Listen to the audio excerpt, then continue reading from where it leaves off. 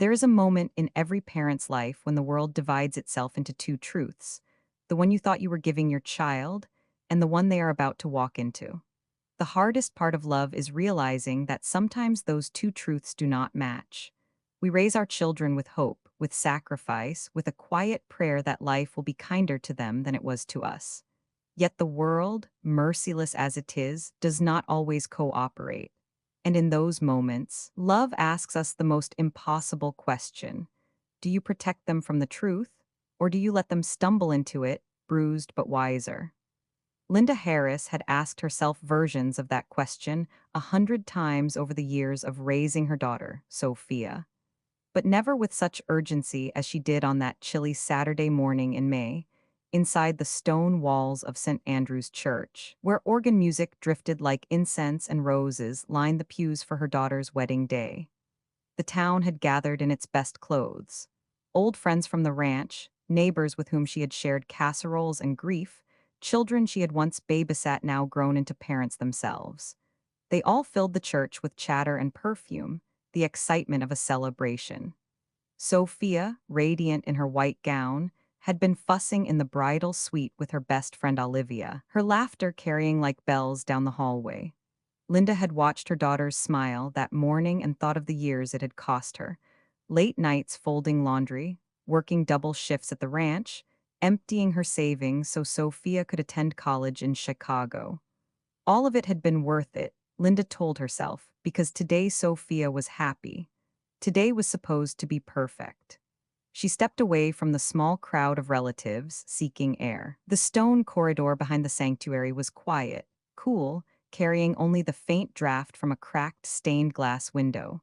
Linda's heels tapped lightly against the floor. She reached for her rosary out of habit, the beads worn smooth from years of worry and prayer. That was when she heard it. A laugh, low, cruel, not at all the sound of joy. It leaked through the cracked door of the groom's preparation room. She froze, her body tightening with an instinct she could not explain. "The thought of sleeping with that fat pig makes me sick." The words struck her like an iron rod. Linda's breath caught. She pressed herself against the stone wall, her heart thudding so loudly she feared it would give her away. "Come on," another male voice teased. "At least you're set for life. The Harris Ranch isn't exactly pocket change." And then Ethan's voice again, the voice she had once thanked God for, believing he had finally seen the beauty in her daughter. "Of course. If it weren't for the ranch, I wouldn't have even looked at her."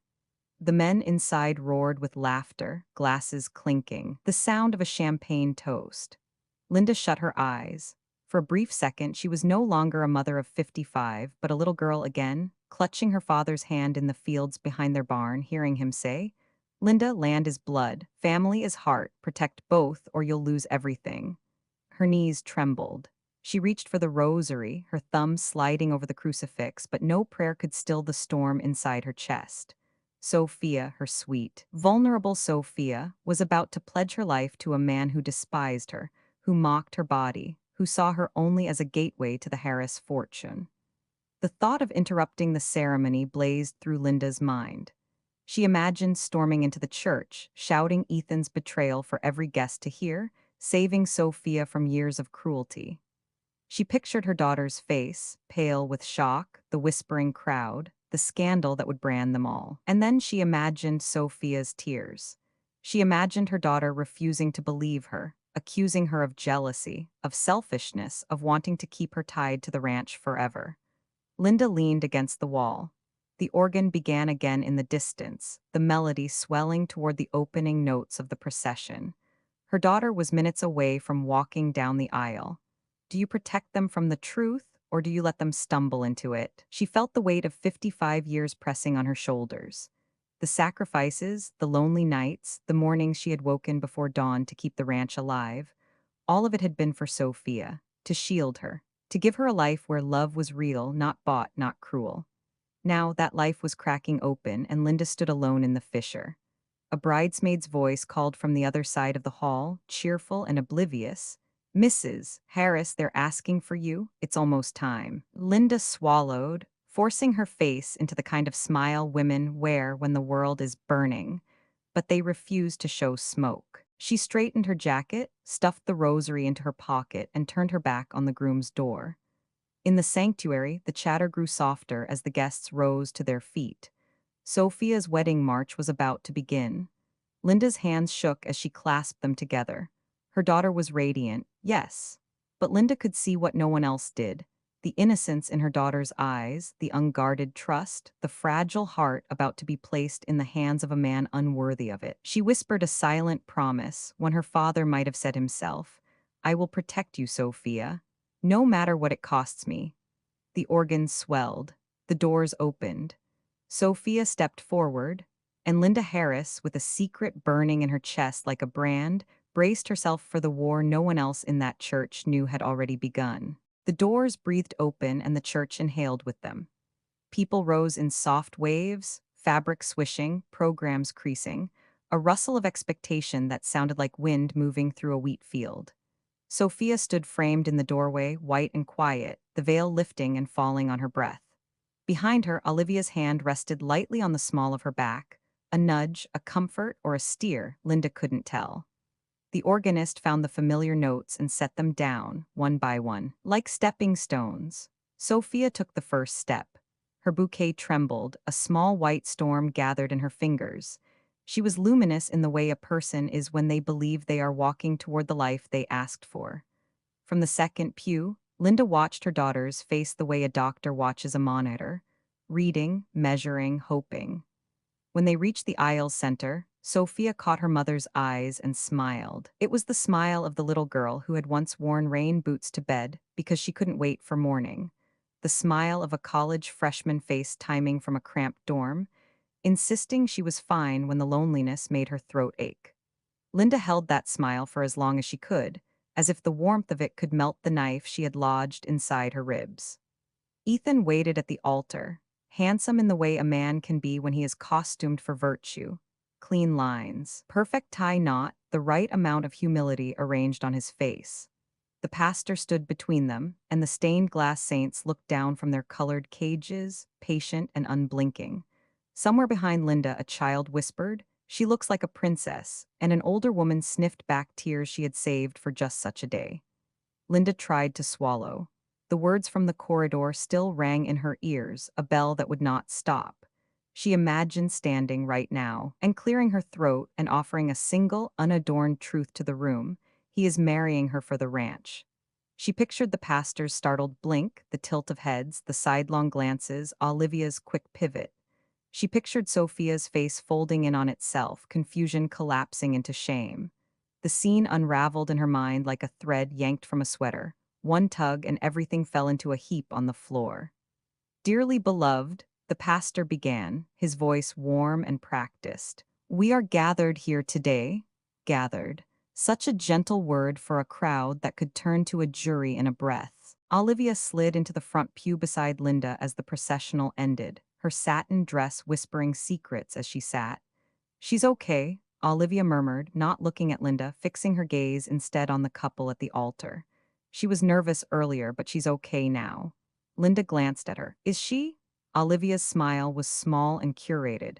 "You raised her to be strong. Today is proof." Linda stared back toward the altar. She remembered Olivia at 10, asleep on their couch after a movie night, a ring of orange cheese dust around her mouth. She remembered the teenage years, 2 girls, 1 bathroom, laughter bubbling from behind a closed door. She wanted to trust that version of Olivia, the one who had braided Sophia's hair before middle school dances and whispered pep talks through bathroom stalls before college presentations. But the corridor scene had sown doubt into everything. If betrayal had a scent, Linda thought, it would be the faint perfume of bridesmaid bouquets and something sweet going sour. Vows began. The pastor spoke about love that bears all things, believes all things, and the words sounded good in the way lines from a famous song do, familiar, unexamined. Ethan's voice was steady. Sophia's trembled. When it came time for the ring exchange, Ethan turned to his best man for the small velvet box. The same best man who had laughed in the dressing room now held up a symbol of permanence. The rings gleamed like tiny moons. Linda's fingers found the rosary in her pocket again, but she didn't pray. She counted. Bead by bead, she measured out the seconds between choices. Speak now, he said without saying, or forever watch her carry the weight you are too afraid to lay down. Do you, Ethan, take Sophia? I do. Do you, Sophia, take Ethan? A pause. The thread of music the organist held under the ceremony thinned, a violin string stretched to its limit. I do, she whispered. There was relief in the room, a small exhale from 100 chests. Applause fluttered at the edges of the congregation, then gathered itself when the pastor proclaimed them husband and wife. Ethan kissed Sophia. Flashbulbs went off like fireflies. Olivia dabbed her eyes with a tissue and squeezed Linda's hand. It felt like being congratulated for making it through an earthquake without acknowledging the fault line. The recessional began and moved like a tide out the doors, down the front steps, into the hard sun of a Midwestern spring day that had decided to be generous. Bubbles replaced rice, someone had left tubes of them on each seat, and the air glittered with them. Children jumped and chased the floating spheres, popping them against their suits and tulle, squealing when the soap stung their eyes. On the steps, Ethan and Sophia received their guests. A receiving line sounds gentle, Linda thought. It is, in truth, a gauntlet. Compliments, comparisons, calculations, everyone decides what you mean to them and how your happiness measures against their own. Sophia absorbed it all with the glazed smile of a person who has been taught to thank people for noticing her. When Linda reached her daughter, she took her hands. You look beautiful, she said, and this, at least, was unarguably true. Mom, Sophia breathed, relief and pride mingling. We did it. We. The word tugged at Linda. We had done so many things, learned to balance budgets on the back of grocery receipts, learned to say yes to opportunities and no to boys with empty promises, learned to mend fences, literal and otherwise. But this, we excluded and included her in the same breath. She nodded. We did.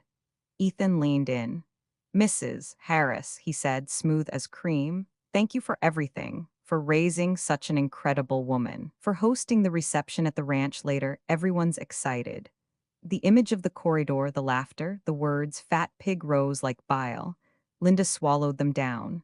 You're welcome, she said, and forced a smile that did not reach her eyes. She wasn't sure smiles were meant to be weapons, but today hers felt sharpened. Olivia stepped between them with practiced brightness. Photographer needs the family, she chirped, ushering people into place on the lawn, grandparents, aunts, cousins, neighbors who had earned honorary titles over the years. The photographer, young, with a mop of curls and 2 cameras slung across his chest, posed them with cheerful authority. Everyone say forever? Forever, the crowd sang, and the word drifted upward like a helium balloon you know will pop when it meets the sun. During the shuffle between shots, Linda found herself next to Olivia. She trusts you, Linda said. It wasn't accusation. It was a statement of fact she needed confirmed, a data point to triangulate a plan. Olivia's lashes lowered, then lifted. She always has, a beat, and she needs you calm today. Calm? The word irritated like a tag at the back of a dress, scratching skin already tender. Still, Linda nodded. I can be calm. Good. Olivia's smile didn't quite rearrange her eyes. Tonight she'll be a wife. Let her keep the picture perfect in her mind. The reception followed the script weddings tend to keep. A drive that turned into a slow parade of cars toward the ranch. Caterers unloading silver chafers and bottles of sparkling wine. A band tuning under a tent while string lights winked awake against the blue afternoon. The ranch had been polished for company, gravel raked, porch swept, tables dressed in linen that fluttered like sails when the wind lifted. Linda had insisted on long farm tables under the oaks. If people were going to eat and talk, they might as well do it in rows, passing dishes like families do. She moved through the setup with a manager's eye and a mother's distractions. Every table had placed cards tucked in mason jars. She straightened one for Mr. and Mrs. Jensen, and remembered the winter they'd brought soup when pneumonia had pinned her to the bed.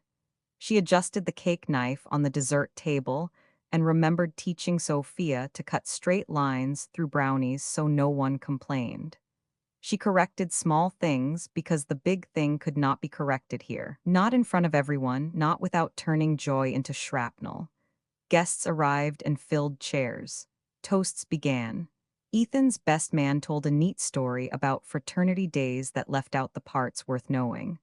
Laughter rose and fell on cue. Olivia, as maid of honor, took the microphone next.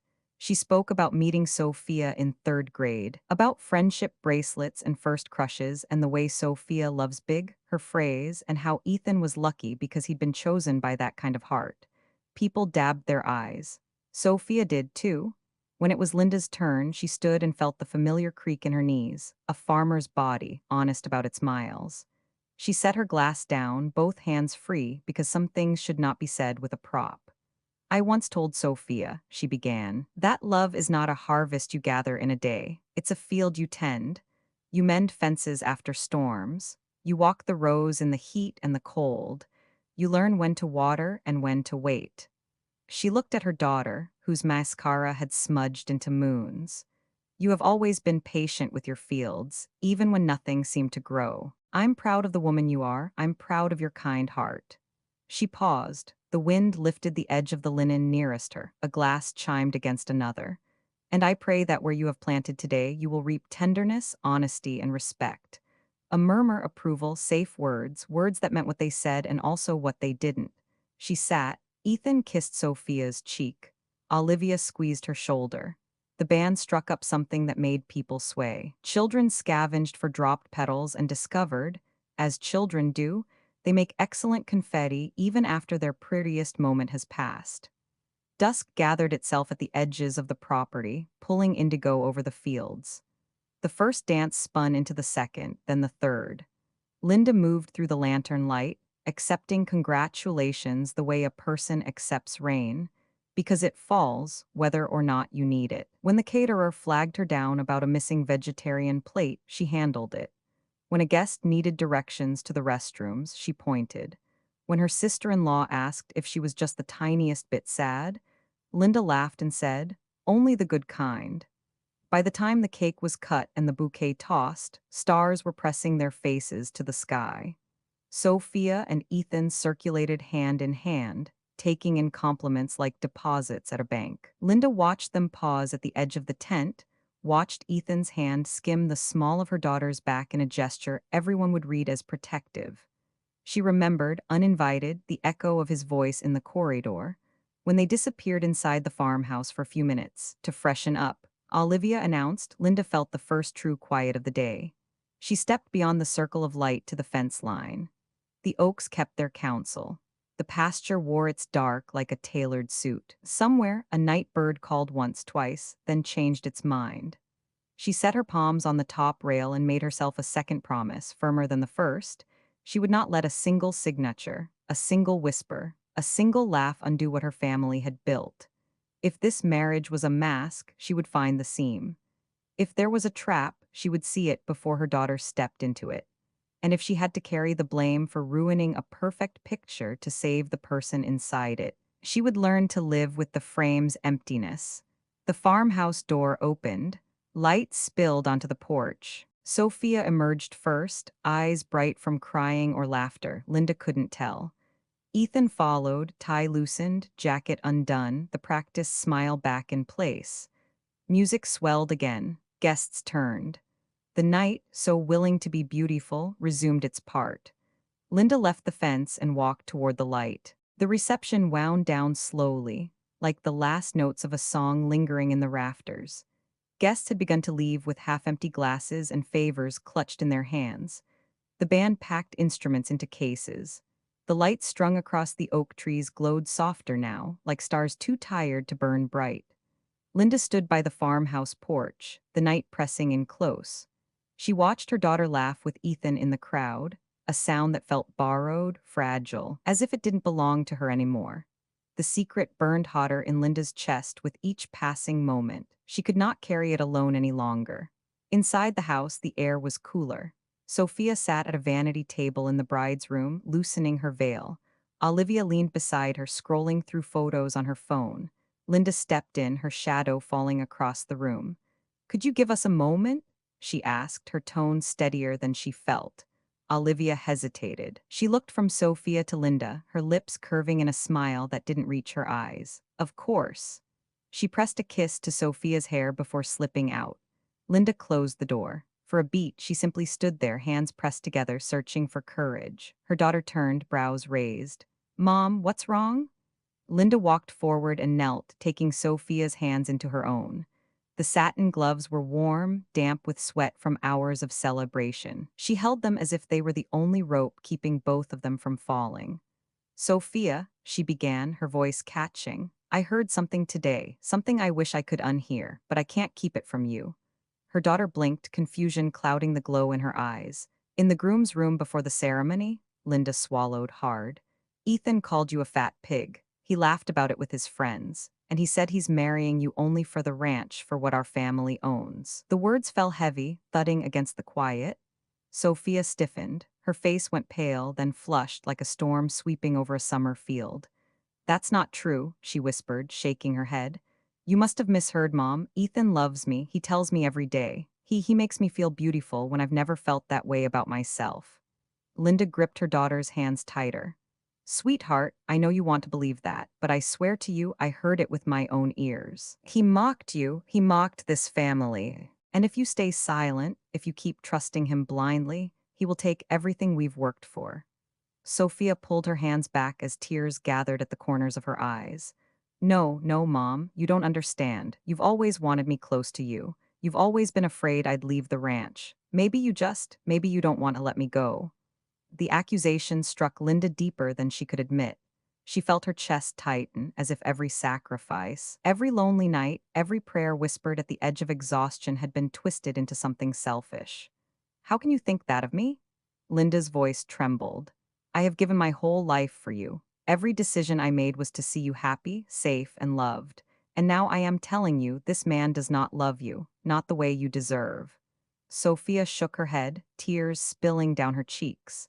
She turned toward the mirror, as if searching for another truth in her own reflection. Her wedding dress shimmered under the lamplight, but her face was streaked with doubt. And then the door opened. Olivia stepped back inside, quiet as a shadow. She saw Sophia's tears and crossed the room quickly, placing a hand on her shoulder. What happened? Linda rose, anger flashing. You should leave us alone. But Olivia ignored her. She knelt beside Sophia, her voice soft as silk. Don't let your mother scare you, Soph. She's just worried. She doesn't mean harm. But you know Ethan. You know how he treats you. He adores you. Sophia clung to Olivia's words like a lifeline, nodding, her sobs quieting into shallow breaths. Linda saw it then, the shift, the way Olivia positioned herself between them, as if guarding Sophia not from Ethan, but from her own mother. Olivia, Linda said, her voice cold now, you are supposed to protect her, not blind her. Olivia looked up, her eyes glittering, and for a flicker of a moment, Linda thought she saw something triumphant there, something sharp hidden beneath the sympathy.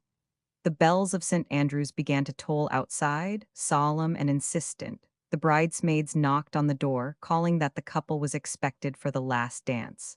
Sophia wiped her tears with trembling hands. Please, Mom, she whispered, her voice breaking. Don't ruin this for me.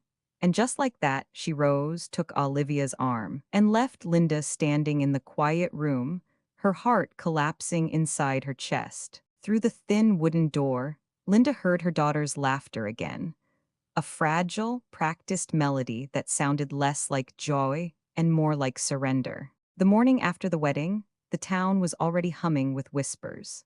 In a place like Maplewood, gossip traveled faster than church bells on a Sunday. The same women who baked pies for the reception were now stirring pots of rumor over their breakfast tables. Linda first heard it at the market. She had gone early, as she always did, her basket hooked over her arm, her mind aching with the memory of Sophia's trembling hands and Olivia's shadowed smile from the night before. The air smelled of citrus and spice, familiar comforts.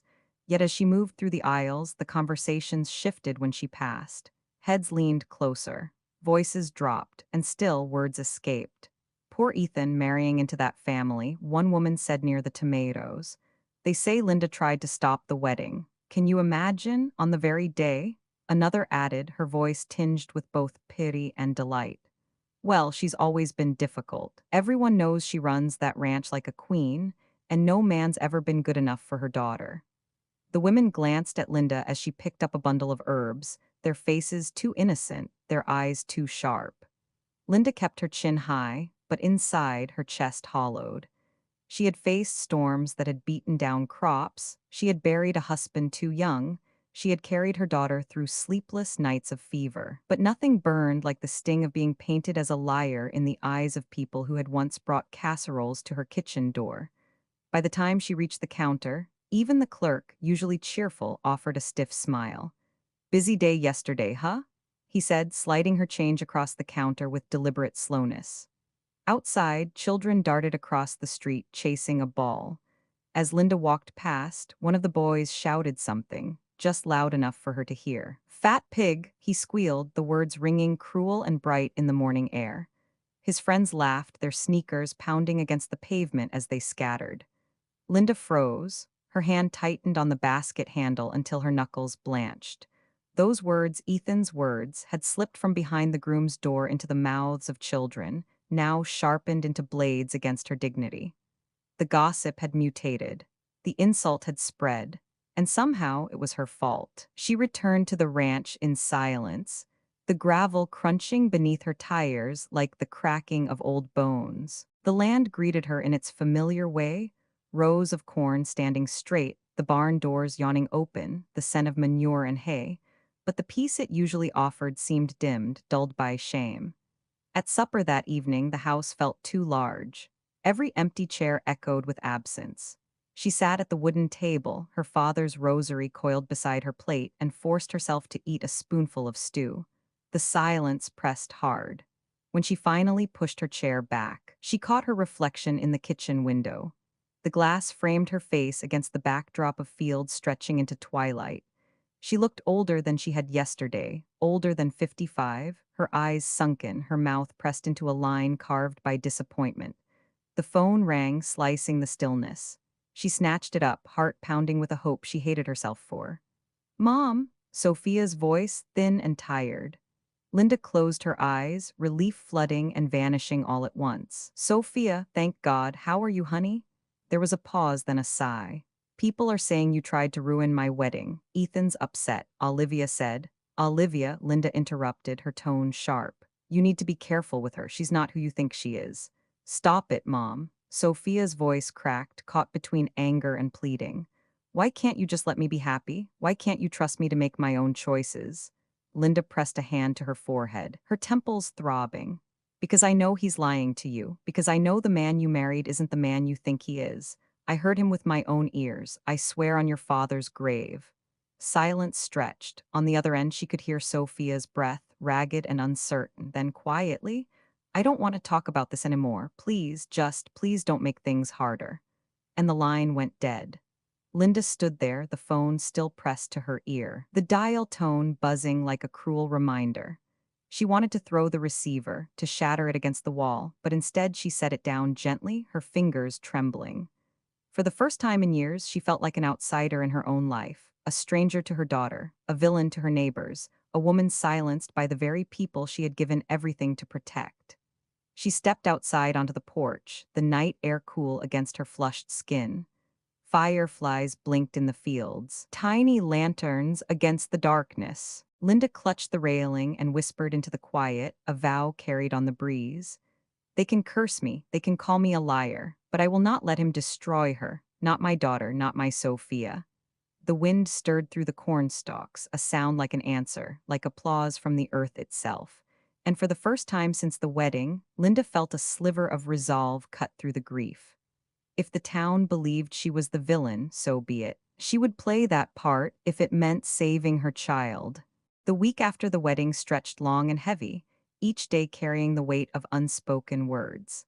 Linda buried herself in work on the ranch, tending to the soil as if it could absorb her worry. She rose before dawn, as she always had, but her rhythm felt off. Every sound of the rooster, every creak of the barn door reminded her that she was fighting a battle no one else believed in. Sophia had called only once since that evening, her voice polite but distant. She spoke of being busy settling in with Ethan, of how wonderful he had been, words that sounded borrowed, rehearsed. Linda recognized the way her daughter's tone softened when she tried to convince herself. It was the same voice she'd used as a teenager when insisting a bad boyfriend was just misunderstood. One afternoon, Unable to endure the silence any longer, Linda drove into town. The streets of Maplewood looked as they always had, brick storefronts. The diner with its neon sign, the bank with its polished windows. But Linda felt like a ghost walking through them, her presence tolerated but whispered about. At the florist, she bought a bouquet of white lilies, Sophia's favorite. She told herself it was simply a motherly visit, but beneath that gesture was an urgency she couldn't shake. She needed to see Sophia's eyes to gauge the truth hidden in them. The house Ethan had rented for them stood at the edge of town, a freshly painted colonial with rose bushes flanking the walkway. Too perfect, Linda thought, the kind of perfection that comes with an expiration date. She parked her truck at the curb and sat for a moment, gathering herself. When Sophia opened the door, her hair tied back, her face pale with fatigue, she managed a faint smile. "Mom, I wasn't expecting you." "I know," Linda said softly, holding out the flowers. "But I couldn't stay away. May I come in?" Sophia hesitated, then stepped aside.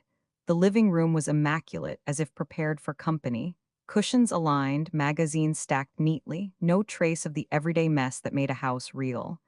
Linda's gaze drifted across the room and then stopped. At the dining table sat Ethan, a stack of papers spread before him. He looked up, his smile practiced and smooth. "Mrs. Harris," he greeted, as though nothing but warmth lay between them. What a pleasant surprise. Linda's pulse quickened. She forced a nod, lowering herself into a chair. "Just thought I'd check in." Sophia moved to sit beside Ethan. A pen lay between her fingers, the kind of pen given by banks, heavy and black with gold trim. She had been signing, Linda realized, page after page. "What are you working on?" Linda asked, her tone casual, though her heart thudded. "Just some routine paperwork," Ethan said, his voice easy. "Small company matters, nothing to trouble yourself over." Linda leaned closer, her eyes catching words at the top of a page before Sophia slid it into the completed stack, "power of attorney." Her stomach dropped. She recognized another phrase on the second page, "Collateral Harris Ranch." A chill slid down her spine. "Why would Sophia need to sign company paperwork?" she asked, her voice sharpening. Ethan's smile thinned. "Because she's my wife. Spouses support each other.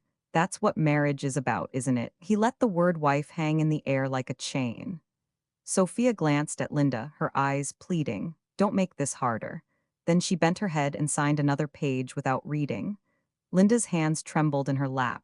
She wanted to rip the papers away, to shout the truth she carried, but the memory of Sophia turning from her in the bridal room still ached too fresh. If she pushed too hard, she might lose her completely. At that moment, Ethan's phone rang. He excused himself, stepping out onto the balcony. The moment the door clicked shut, Linda leaned toward Sophia.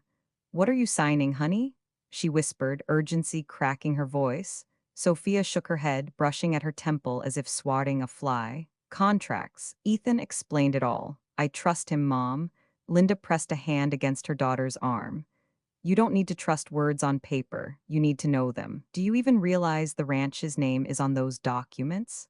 Sophia froze for a second, then pulled her arm away. "Ethan said it's just a formality. He knows how to handle business. I'm not worried." Linda bit down on her anger. She heard water running in the upstairs bathroom, the cover Sophia used when she excused herself moments later. The house fell quiet except for the low murmur of Ethan's voice outside. Her chance had come. Linda slid into Ethan's chair and flipped through the stack of papers with shaking hands. Even with her limited legal knowledge, the words were clear enough. Mortgage, liability, debt guarantee, property rights transfer. Every line was a thread in a web meant to entangle Sophia and the ranch completely. She fumbled for her phone, snapping photographs as quickly as she could, her hands slick with sweat. The shutter clicks felt loud, each one a drumbeat in her ears. The toilet flushed upstairs. The balcony door creaked. Linda shoved the papers back into neat order and sank onto the sofa, pretending to scroll her phone. Sophia emerged with damp hands, Ethan behind her, his voice still coated in charm. "Shall we all have dinner together? I'll open a bottle of wine." Linda rose, pressing the bouquet into Sophia's arms. "I can't stay," she said, forcing steadiness into her voice. "The ranch needs me." She hugged her daughter tightly, whispering into her ear, "I love you, please remember that." Sophia nodded, though her eyes darted away. When Linda stepped outside, the cool air felt like a slap. She climbed into her truck, her heart hammering. She had the proof now, photographs that could not be ignored. The ranch, her father's legacy, Sophia's inheritance, was under siege. Driving home beneath the wide Midwestern sky, Linda whispered to herself, to her late husband, to the land that had raised her. They think I'll stay silent. They think I'll let them bleed us dry. But they're wrong. They have no idea what kind of fight I have left. Linda did not sleep that night. She lay in her father's oak bed, the ceiling beams etched in shadow above her, the photograph she had taken still glowing on her phone screen. Each word, power of attorney, mortgage, liability, was a stone pressing against her chest. Every time she closed her eyes, she saw Sophia's hand moving, quick and trusting, signing away the future Linda had fought to build. By dawn, she had made her decision. She showered, dressed in a plain sweater and jeans, and tucked the phone into her bag as if it were loaded with explosives. Then she drove into town, the sunrise bleeding pink over the cornfields, the tires crunching the same gravel her father once walked barefoot when checking the rows at first light. Richard Brooks's office sat on the second floor of an aging building above the Maplewood post office. The stairs creaked under her boots. The hallway smelled of paper and lemon polish. The brass plaque on the door read, Richard Brooks, Attorney at Law, ESD, 1972. Linda pushed it open, the small bell tinkling. Richard was at his desk, spectacles perched low on his nose, surrounded by stacks of leather-bound files. He looked up and smiled faintly. Well, if it isn't Linda Harris, it's been too long. Linda's throat tightened. Richard had been her family's lawyer for decades. He was there when her father drew up the first wills for the ranch, when her husband drafted insurance papers before his illness. His white hair had thinned, his face carved with years, but his eyes were still steady, still sharp. She lowered herself into the chair across from him, clutching her bag. Richard, she began, I need your help, and I need the truth, no matter how ugly it is. He folded his hands. Go on. Linda pulled out her phone, opened the gallery, and slid it across the desk. Photograph after photograph of Ethan's papers filled the screen. Richard adjusted his glasses, his eyes scanning each line with practiced care. The room grew quiet except for the soft tick of a wall clock. Finally, he exhaled, setting the phone down. Linda, your instincts were right. These documents are dangerous. If Sophia continues to sign them, Ethan will have full power of attorney. That means control over her assets, her accounts, even the Harris ranch itself. He can mortgage it, sell portions of it, use it as collateral for loans. All without your consent, or even hers once the ink is dry. Linda's stomach dropped, though she had expected as much. So he could take everything just like that? Richard nodded grimly. Yes, he's already moving fast. I see signatures that have been witnessed, notarized. This isn't speculation, it's strategy. He knows exactly what he's doing. Linda pressed her palms together, fighting the tremor in her hands. And Sophia, she doesn't believe me. She thinks I'm jealous or controlling. She trusts him. Richard leaned forward, his voice calm but firm. Then you must not confront her with anger. If you do, she'll retreat further into his arms. You need evidence that cannot be denied. Paper trails, witnesses, and time. Time? Linda's laugh was hollow. Every hour she signs more of those papers. Time is the one thing I don't have. Richard studied her, the silence heavy between them. Then he said, there's another name here, see? He tapped one of the addendums in the photograph. Alistair Al Miller, Ethan's cousin. He's co-signing some of these loans.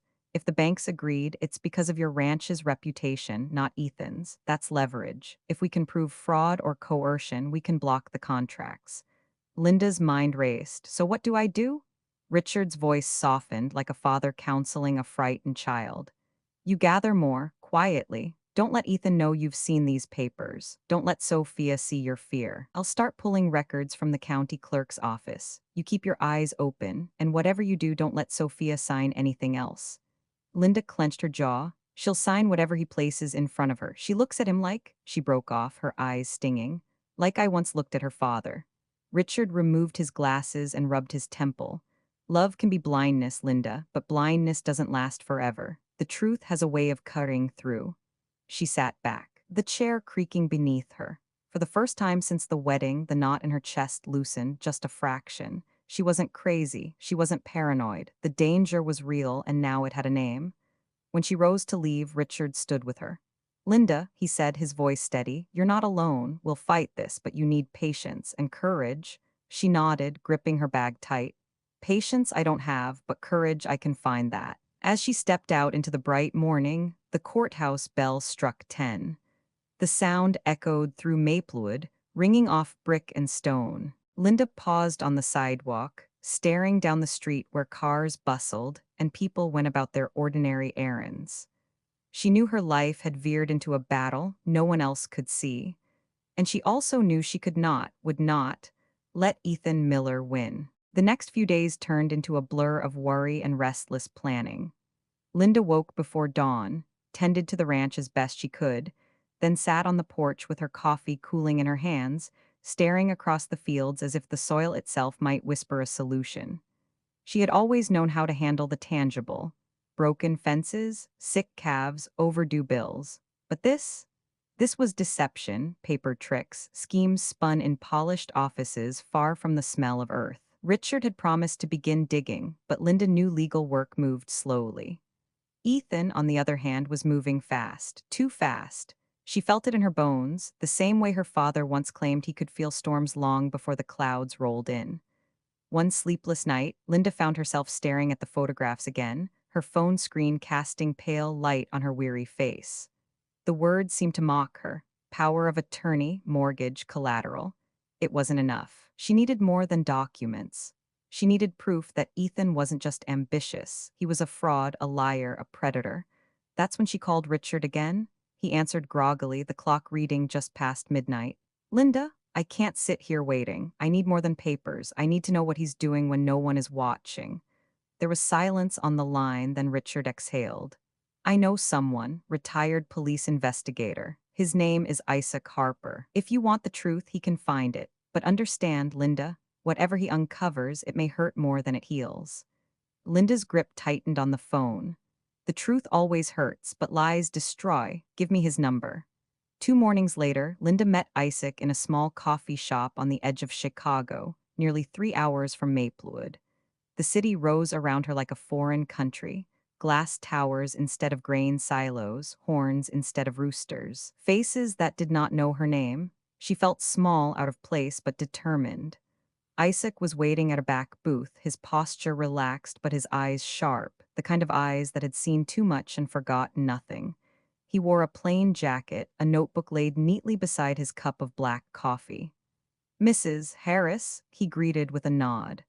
"Richard told me about your situation. Why don't you start from the beginning?" Linda sat opposite him and told the story. The overheard insult at the church, the laughter, the papers with Sophia's signature, the whispers in town. She spoke until her throat burned, her hands clenched on the table. When she finished, Isaac only nodded slowly, his pen scratching across the notebook. "Ethan Miller," he repeated, tasting the name like a detective testing a lock. "Ambitious type, looks the part, says all the right things. I've seen plenty like him, but what we need are habits, the things he does when the curtain drops." Linda leaned forward. "Can you follow him? Can you find out what he's hiding?" Isaac's gaze didn't waver. "I can, but it won't be pretty. You'll need to be patient." Linda almost laughed. Patient, that word again, but she nodded. "Do whatever it takes." 3 days later, Isaac called. "Meet me," he said simply, giving her the address of a modest hotel near downtown Chicago. When Linda arrived, he was already waiting with a thick manila envelope. His face was unreadable, but there was a weight in his eyes that made her stomach knot. She opened the envelope with trembling hands. Inside were photographs. Ethan's face, smiling that practiced smile, but not at Sophia. He was with another woman, a striking brunette in designer clothes. One photo showed them leaving an expensive restaurant, their hands clasped.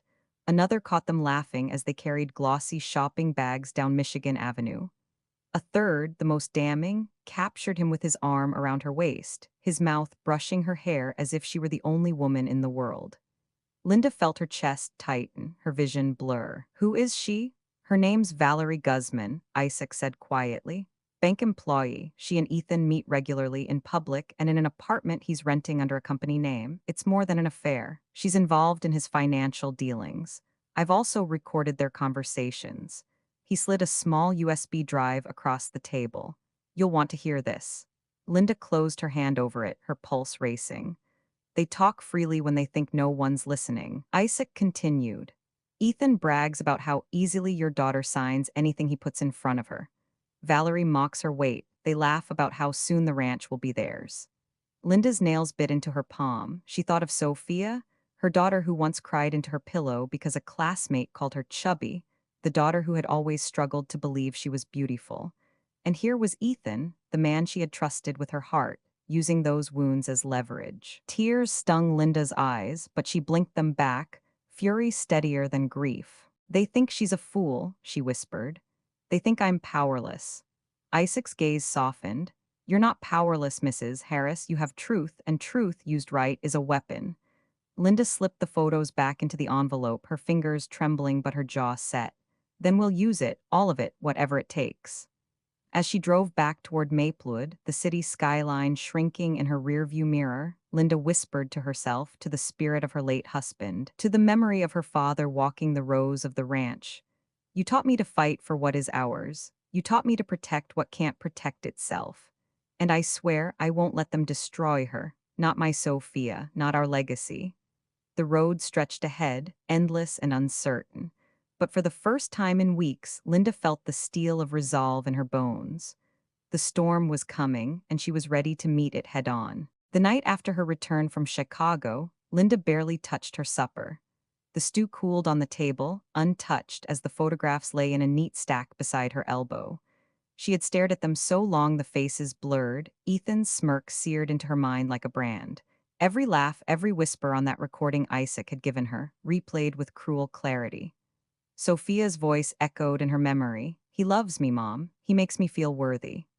And then Ethan's, cold, mocking, she'll sign anything. She's easy to fool. Linda clenched her fists. Rage was not enough. Tears were not enough. She needed allies. The next morning, she sat across from Isaac in the same small cafe where they had first met. The photographs were spread on the table, the USB drive between them like a weapon neither wanted to touch. I need more than proof, Linda said quietly. I need someone who can stand beside me, someone the world will believe. Isaac nodded. I've been doing more digging. Ethan's history isn't clean. He burned bridges before Maplewood. His own family, in fact, there's an older brother, Daniel Miller. They went into business together years back. Ethan swindled him, left him bankrupt. Word is Daniel's never forgiven him. Linda's chest tightened. A brother, a man who had already been wounded by Ethan's greed. Could he be the key? Where is he now? She asked. Isaac slid a folded piece of paper across the table, an address scribbled in his compact handwriting. He spends most nights at a bar outside Joliet, rough place. He drinks too much, but if anyone hates Ethan enough to talk, it's him. Linda picked up the paper, her hand steady though her pulse raced. Then that's where I'll go. The drive felt endless. Flat fields gave way to cracked highways, small towns with shuttered shops, gas stations with flickering signs. By the time she reached the outskirts of Joliet, the sun had dipped low, the sky bruised purple. The bar sat at the corner of a lonely street, its neon sign sputtering, Hank's Tavern. Music drifted out, low and mournful, punctuated by bursts of laughter too sharp to be joy. Inside, the air was thick with smoke and spilled beer. Men hunched over their glasses, women laughed too loudly at jokes that weren't funny, and somewhere a jukebox crooned an old country song. In the darkest corner, Linda saw him, Daniel Miller.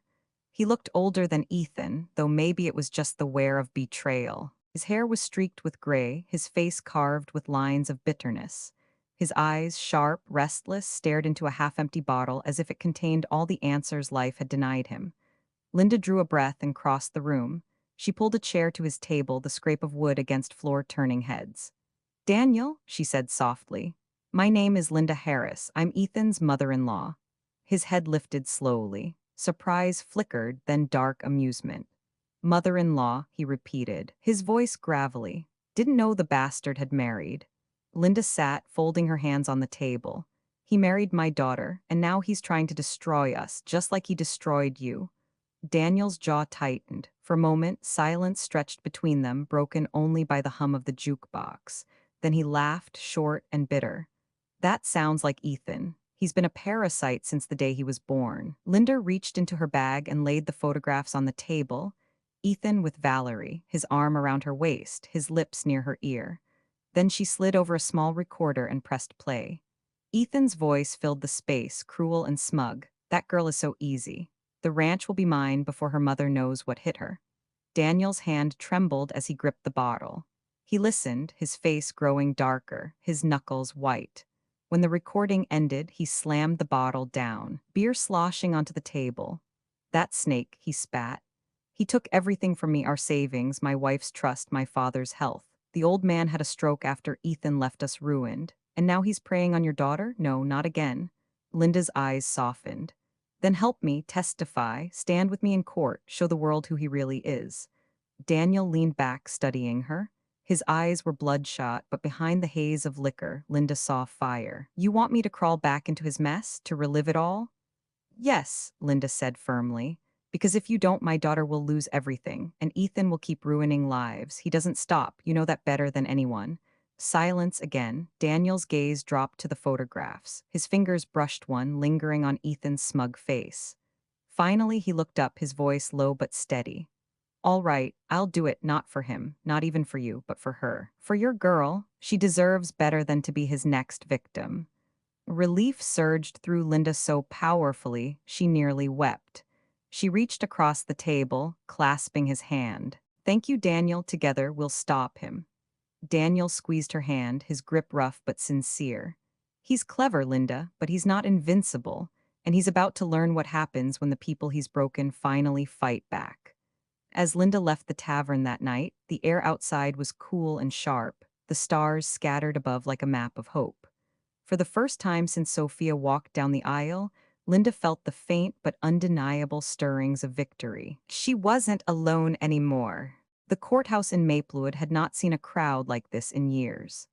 Its red brick facade, usually quiet save for the occasional land dispute or minor traffic case, now pulsed with the murmur of neighbors, ranch hands, townsfolk, and churchgoers, all eager to witness the drama they had been gossiping about for weeks.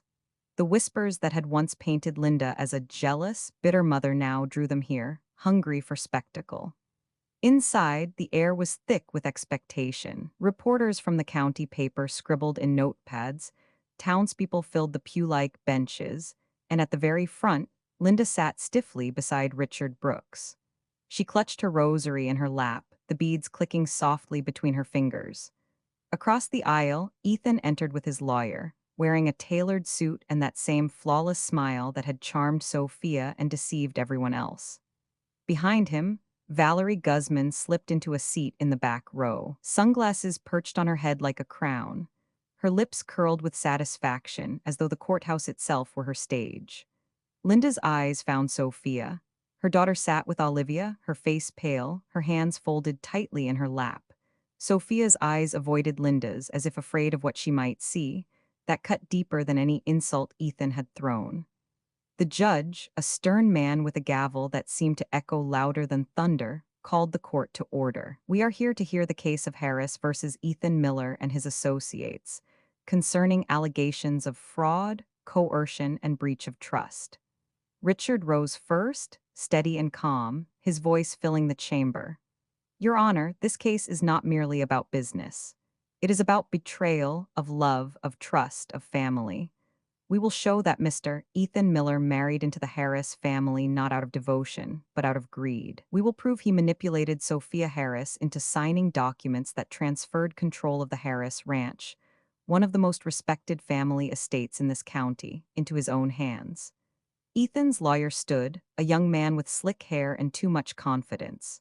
Your Honor, these are the bitter accusations of a controlling mother who could not let go of her daughter. There is no fraud here, only paranoia. Gasps rustled through the gallery. Linda's heart thudded, but she kept her chin high. The trial began. Exhibits were introduced. The photographs Linda had taken of the contracts, the financial records Richard unearthed linking Ethan and Valerie to fraudulent loans. Murmurs spread as the pages passed from juror to juror. Ethan's mask slipped for a moment, his jaw tightening before the smile returned. Then Richard nodded to Isaac, seated quietly at the side, who produced the small recorder. He pressed play. Ethan's voice filled the room, arrogant and raw. That girl is so easy to fool. As long as she signs the papers, the Harris fortune will be ours. Her mother will choke on her pride. Laughter followed, the shrill sound of Valerie's voice mocking Sophia's weight. The gallery erupted. Women gasped, men muttered curses. Even the judge's gavel had to pound 3 times before silence returned. Linda dared to glance at Sophia. Her daughter sat frozen, her eyes wide, tears streaking her face. She shook her head slightly, as if trying to erase the sound from her memory. Beside her, Olivia leaned in, whispering something hurriedly, trying to soothe or control her. But Sophia pulled her hand back, a flicker of resistance breaking through the fog. Richard wasn't done. "Your Honor," he said, "we now call to the stand Daniel Miller." The courtroom stirred again. Daniel entered slowly, shoulders squared but eyes hard, the weight of years of betrayal etched into his face. He raised his hand, swore the oath, and took the stand. "I am Ethan's brother," he began, his voice rough. "And I'm here to tell the truth. He cheated me. He took our family's savings, left us ruined. Our father died of a stroke not long after. Our mother's been sick ever since. Ethan never came back, never said a word." The room fell silent, but for Daniel's testimony, each sentence like a hammer strike. He doesn't care about anyone but himself. He married Sophia to get her family's land. And if you don't stop him, he'll bleed them dry just like he bled us. Ethan shot up from his seat, red-faced. "Liar, you're jealous of me, you always have been." His voice cracked, a thin thread against the roar of indignation from the gallery. The judge slammed his gavel. "Mr. Miller, sit down." Linda's chest swelled with something she hadn't felt in weeks, hope. The truth was no longer just hers to carry. It was laid bare for everyone to see. As the session adjourned for the day, the crowd buzzed with outrage. Sophia remained seated, her shoulders shaking, her face buried in her hands. Linda rose, taking a tentative step toward her, but Olivia blocked her path, her expression tight, defensive. Linda stopped, her eyes locking on her daughter's trembling form. She wanted to cry out, to embrace her, to tell her it would be all right, but the walls between them still stood. Still, she saw something, just a glimmer, in Sophia's eyes when she finally looked up. Doubt, pain, and the faintest spark of realization. It was not victory, not yet, but it was a crack in Ethan's fortress.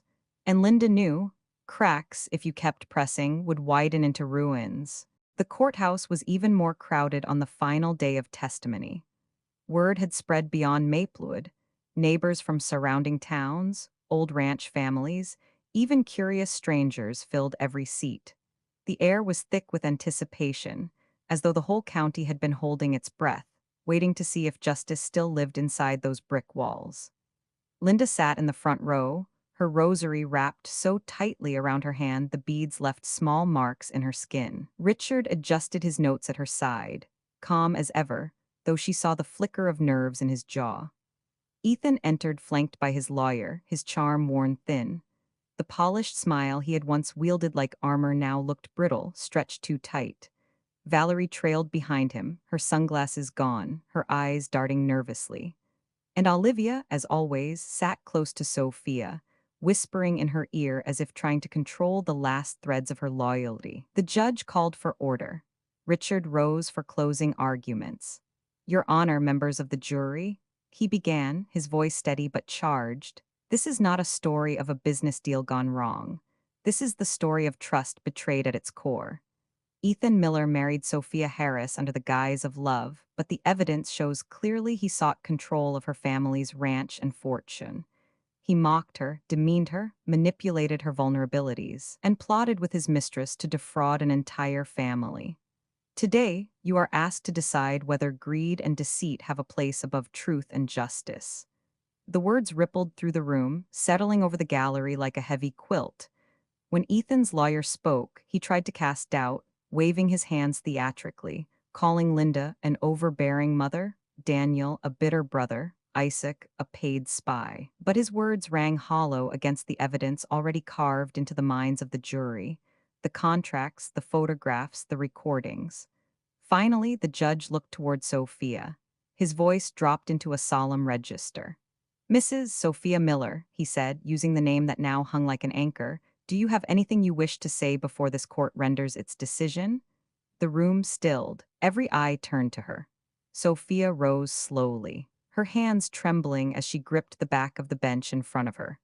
Her eyes flicked to Ethan, then to Olivia, and finally to Linda. For a long moment, she only breathed, shallow and uneven. Then her voice broke the silence. I was blind, she said, her words trembling but clear. I believed in someone who never loved me. I thought he saw me for who I am, but all along he only saw money. He called me names, laughed at me, made me feel small, and I let him, but no more. A tear slipped down her cheek, and she straightened her shoulders. I want a divorce, and I want nothing more to do with him. The room erupted, gasps, murmurs, even applause until the judge slammed his gavel. Ethan spun toward Sophia, his face contorted, his voice cracking. You can't do this, you're mine, Sophia, you're nothing without me. But his words were drowned by the judge's steady tone. Order, order in this court. The jury foreman stood, delivering the verdict. We find the defendant, Ethan Miller, guilty of fraud and breach of trust. The judge nodded, his gavel striking with finality. Ethan Miller, you are hereby sentenced to 7 years in state prison. Valerie Guzman, as an accomplice in these fraudulent activities, will face federal investigation. Olivia Carter, your conduct will be reviewed by this court, though your betrayal will not soon be forgotten by this community. Chaos followed, officers moving swiftly, metal cuffs clinking. Ethan struggled, shouting incoherently, his face drained of charm, stripped bare of power. As they dragged him toward the exit, Valerie slipped away from the bench. She paused in the hallway, her heels clicking, and when Ethan turned to her with desperate eyes, she scoffed loudly enough for all to hear. You're useless to me now. Then she walked away, leaving him choking on his own fury. In the gallery, Olivia's face paled as people she had known her entire life stared at her with contempt. Mothers whispered, fathers shook their heads. She clutched her bag and tried to slip out unnoticed, but the weight of their eyes followed her until she vanished through the back door. Sophia stood frozen, her face streaked with tears. Linda moved to her daughter's side, hesitant at first, then opening her arms. Sophia collapsed into them, sobbing, her words muffled against her mother's shoulder. I'm so sorry, Mom. I should have listened. I didn't believe you and I almost lost everything. Linda held her tighter, tears streaming down her own cheeks. It doesn't matter, sweetheart. You're safe now. That's all that matters. You're safe. The judge banged his gavel once more to close the session, but Linda barely heard it. All she felt was the weight of her daughter's trembling body in her arms, the scent of her hair, the heartbeat she had protected since birth. The fight had been long, bitter, and costly.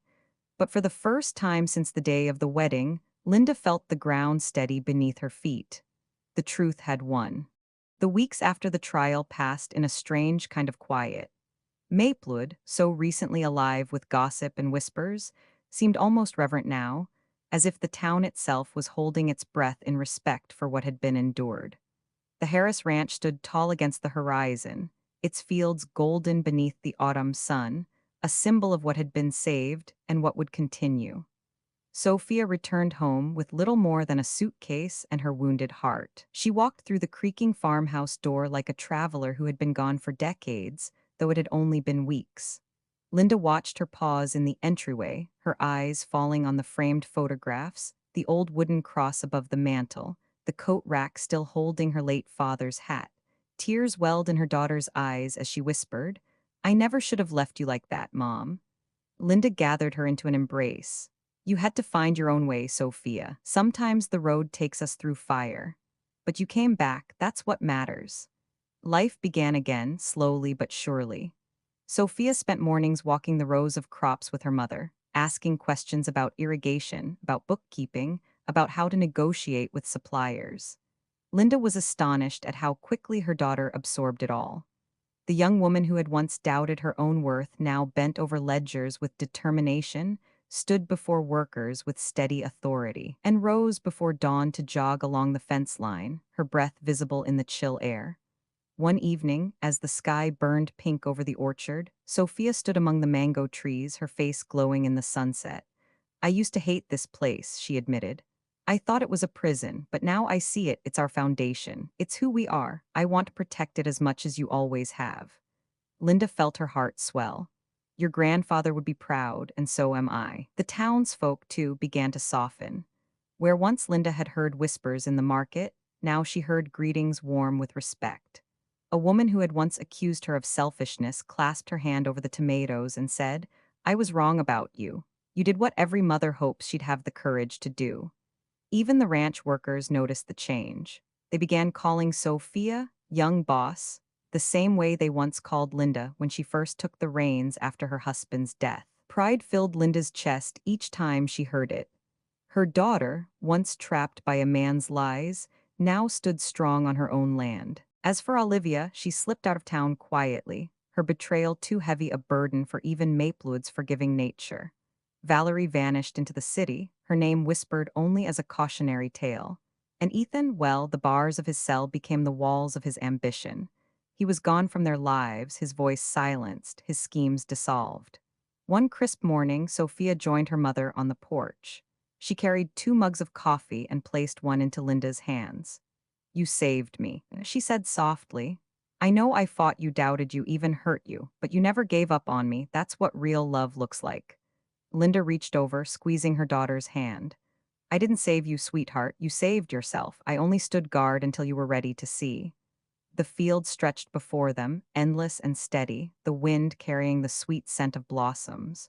For the first time in months, Linda felt peace, not just because Ethan was gone, but because Sophia was finally home in every sense of the word. And she knew this was the sweetest revenge of all. Author's note to you. Thank you, dear reader, for walking through this story with me, through the shadows, the betrayals, and the fight for truth. Stories like these remind us that family, no matter how tested, can be the anchor that steadies us in the storm. May you hold close those you love, protect what matters most, and find strength in the bonds that cannot be broken. I wish you health, peace, and the unshakable joy of family. May your home always be a place of safety, and may your heart always know love. With gratitude, the storyteller.